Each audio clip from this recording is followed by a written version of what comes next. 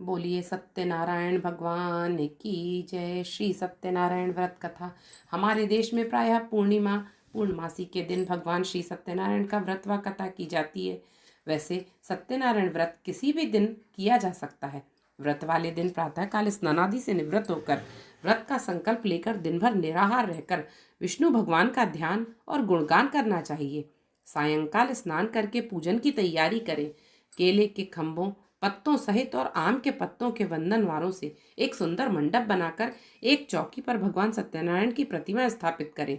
उसके पास ही कलश, गणेश, गौरी जी और नवग्रह भी स्थापित करें तथा षोडशोपचार से पूजन करें। तत्पश्चात ध्यान पूर्वक भगवान सत्यनारायण की कथा सुने। कथा समाप्त होने पर भगवान के प्रसाद का वितरण करें। कथा। एक बार नैमिषारण्य में तपस्या करते हुए शौनकादि ऋषियों ने सूत जी से पूछा, जिसके करने से मनुष्य मनोवांछित फल प्राप्त कर सकता है, ऐसा व्रत कौन सा है? सूत जी ने कहा, एक बार नारद जी ने विष्णु भगवान से ऐसा ही प्रश्न किया था। तब विष्णु भगवान ने उनके सामने जिस व्रत का वर्णन किया था वही मैं आपसे कहता हूँ। प्राचीन काल में काशीपुरी में एक निर्धन ब्राह्मण रहता था। वह भूख प्यास से व्याकुल हो यहाँ वहां भटकता फिरता था। एक दिन उसकी दशा से व्यथित होकर विष्णु जी ने वृद्ध ब्राह्मण के रूप में प्रकट होकर ब्राह्मण को सत्यनारायण व्रत का विस्तार पूर्वक विधान बताया और अंतर्ध्यान हो गए। ब्राह्मण अपने मन में श्री सत्यनारायण व्रत करने का निश्चय करके घर लौट आया और इसी चिंता में उसे रात भर नींद नहीं आई। सवेरा होते ही वह सत्यनारायण के व्रत का संकल्प करके भिक्षा मांगने के लिए चल दिया। उस दिन उसे अल्प परिश्रम से बहुत अधिक धन धान्य भिक्षा में प्राप्त हुआ। सायंकाल घर पहुंचकर उसने बड़ी श्रद्धा के साथ श्री सत्यनारायण भगवान का विधि पूर्वक पूजन किया। भगवान सत्यदेव की कृपा से वह थोड़े ही दिनों में धनवान हो गया। वह जब तक जीवित रहा तब तक हर मास श्री सत्यनारायण का व्रत और पूजन करता रहा। देह छोड़ने के बाद वह विष्णु लोक को गया। सूत जी पुनः बोले कि एक दिन वह ब्राह्मण अपने बंधु बांधवों के साथ बैठा ध्यान मग्न हो श्री सत्यनारायण देव की कथा सुन रहा था। तभी भूख प्यास से व्याकुल एक लकड़हारा वहां जा पहुंचा। वह भी भूख प्यास भूलकर कथा सुनने बैठ गया। कथा की समाप्ति पर उसने प्रसाद ग्रहण किया और जल पिया। फिर उसने ब्राह्मण से इस कथा के बारे में पूछा तो उसने बताया, यह सत्यनारायण भगवान का व्रत है जो मनोवांछित फल देने वाला है। पहले मैं बहुत दरिद्र था, इस व्रत के प्रभाव से ही मुझे यह सब वैभव प्राप्त हुआ है। यह सुनकर लकड़हारा बहुत प्रसन्न हुआ और मन ही मन श्री सत्यनारायण के व्रत और पूजन का निश्चय करता हुआ लकड़ी बेचने के लिए बाजार की ओर चल पड़ा।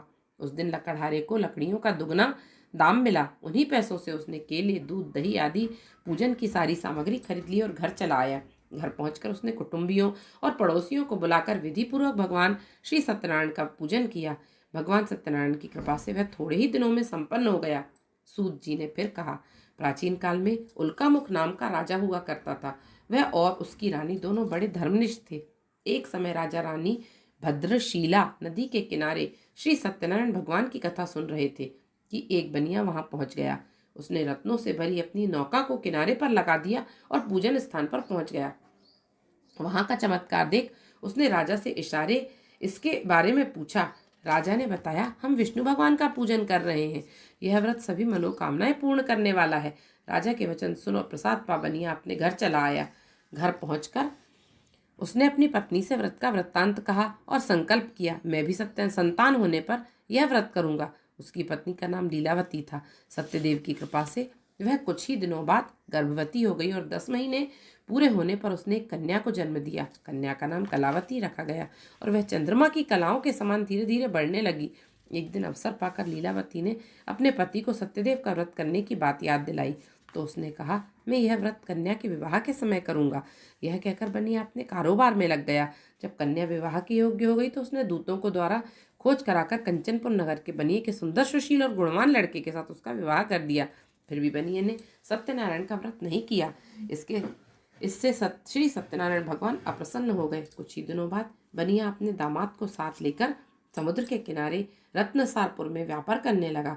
एक दिन रत्नसारपुर के राजा चंद्रकेतु के खजाने से चोरों ने बहुत सा धन चुरा लिया। राजा के सिपाही चोरों का पीछा कर रहे थे। चोरों ने जब देखा कि सिपाहियों से बचना कठिन है तो उन्होंने राजकोष से चुराए धन को एक जगह फेंक दिया और स्वयं भाग गए। वहीं बनिया का डेरा था। सिपाही चोरों को ढूंढते हुए उसी जगह पहुंच गए और उन्होंने दोनों बनियों को चोर समझकर पकड़ लिया। राजा ने दोनों बनियों को जेल में डालने का आदेश दिया और उनका सारा धन कोष में जमा करा दिया। श्री सत्यनारायण भगवान के कोप से लीलावती और कलावती भी दुख से भरे दिन काट रही थी। एक दिन कलावती भूख प्यास से व्याकुल होकर एक मंदिर में चली गई। वहाँ श्री सत्यनारायण की कथा हो रही थी।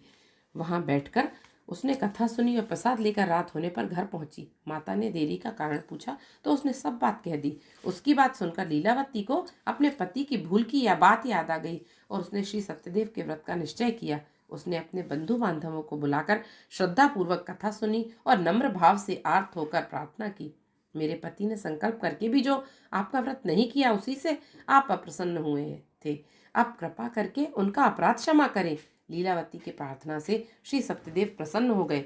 उसी रात्रि में श्री सत्यदेव ने राजा चंद्रकेतु को स्वप्न में दर्शन देकर कहा, प्रातःकाल होते ही दोनों बनियों को जेल से छोड़ दो और उनका धन उन्हें लौटा दो, वरना पुत्र पौत्र समेत तुम्हारा राज्य नष्ट हो जाएगा। इतना कहकर भगवान सत्यदेव अंतर्ध्यान हो गए। राजा ने सवेरा होते ही दोनों बनियों की मुक्ति का आदेश दिया, साथ ही उनका धन उन्हें लौटा दिया और सम्मान पूर्वक उन्हें विदा किया। दोनों बनिए आनंदित हो अपनी नौका लेकर घर की ओर चल पड़े। तभी श्री सत्यनारायण भगवान सन्यासी के वेश में उनके समीप आए और बोले, तुम्हारी नौका में क्या है? बनिए ने हंसते हुए उत्तर दिया, नौका में पत्तों के सिवाय और कुछ भी नहीं है। यह सुनकर सन्यासी ने कहा, तुम्हारा वचन सत्य हो। सन्यासी के चले जाने पर बनिए ने देखा नौका हल्की होकर ऊपर उठ रही है। उसे बड़ा कौतूहल हुआ और यह देखकर कि नौका में तो सचमुच ही पत्ते भरे हैं, वह बेहोश होकर गिर पड़ा। किंतु दामाद ने कहा, इस प्रकार घबराने से काम ना चलेगा, यह सब उन्हीं स्वामी जी का अभिशाप है, उनसे जाकर प्रार्थना की जाए तो फिर वैसा ही हो जाएगा। दामाद की बात मानकर बनिया स्वामी के पास पहुंचकर उनके चरणों में गिर पड़ा और उनसे क्षमा मांगने लगा। उसकी विनती प्रार्थना से भगवान ने प्रसन्न होकर उसे इच्छित वरदान दिया और अंतर ध्यान हो गए। बनियों ने नाव के पास जाकर देखा तो वह धन रत्नों से भरी थी। तब उन्होंने श्री सत्यनारायण भगवान का पूजन किया और कथा सुनी, फिर घर की ओर चल दिए। अपने नगर के समीप पहुंचकर बनिए ने पत्नी लीलावती के पास अपने आने का समाचार भेजा। लीलावती उस समय श्री सत्यनारायण की कथा सुन रही थी। उसने अपनी पुत्री कलावती से कहा, तुम्हारे पति और पिता आ रहे हैं, मैं उन्हें स्वागत के लिए चलती हूँ। तुम भी प्रसाद लेकर शीघ्र ही नदी तट पर पहुंच जाना। कलावती प्रसन्नता के कारण इतनी विमुग्ध हो गई कि वह कथा का प्रसाद लेना भूल गई और तुरंत ही नदी के तट की ओर दौड़ पड़ी। वह ज्यों ही नदी के किनारे पहुंची त्यों ही उसके पति समेत नौका जल में डूब गई। यह देख बनिया हाहाकार करके छाती पीटने लगा। लीलावती भी दामाद के शोक में विलाप करने लगी और कलावती अपने पति के खड़ाऊ लेकर सती होने का उद्यत हुई। तभी आकाशवाणी हुई, हे वणिक, तेरी कन्या सत्यनारायण के प्रसाद का निरादर करके पति से मिलने के लिए आतुर होकर दौड़ आई है। यदि वह प्रसाद लेकर फिर आए तो उसका पति भी जी उठेगा। यह सुनकर कलावती घर की ओर दौड़ गई और श्री सत्यनारायण भगवान का प्रसाद लेकर नदी के किनारे आई तो देखा कि उसके पति समेत नौका जल पर तैर रही है। यह देख बनिया भी प्रसन्न हो गया और अपने घर पहुंच गया तथा श्रद्धापूर्वक कथा हर महीने सुनने लगा। इसके पश्चात सूतजी बोले, एक समय तुंग ध्वज राजा शिकार खेलने के लिए वन में गया हुआ था। वहां उसने देखना कि एक वटवृक्ष के नीचे बहुत से गोप ग्वाल एकत्रित होकर सत्यनारायण भगवान की कथा सुन रहे हैं। राजा ने ना तो सत्यनारायण भगवान को नमस्कार किया और ना पूजन स्थल के पास ही गया।